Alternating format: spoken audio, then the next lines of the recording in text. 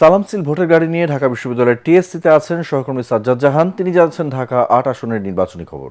ভূমিকম্প সহনীয় most durable দেশের প্রথম থার্মেক্স রড সালাম স্টিল। সালাম স্টিল বোঝে ডিউরেবিলিটি। সালাম স্টিল মোস্ট ডিউরেবল স্টিল। সালাম স্টিল ভোটের গাড়ি নিয়ে আমরা রয়েছি ঢাকা ৮ সংসদীয় এলাকায়।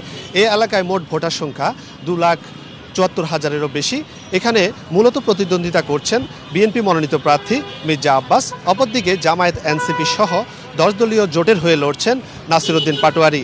এখানকার জনগণের সাথে আমরা কথা বলে যেটি জানতে পেরেছি, আগামীতে যিনি এই এলাকার উন্নয়নে ব্যাপক ভূমিকা পালন করবেন এমন একজন জনপ্রতিনিধি নির্বাচিত করতে চান এখানকার মানুষ।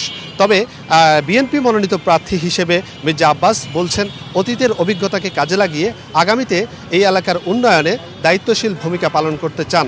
অপরদিকে এনসিপির নাসিরউদ্দিন পাটোয়ারি বলছেন তারুণ্যের শক্তিকে কাজে লাগিয়ে আধুনিক নগরায়নের জন্য ব্যাপক ভূমিকা পালন করতে চান তিনি। ঢাকা ৮ সংসদীয় এলাকা থেকে এই ছিল আমার কাছে সর্বশেষ।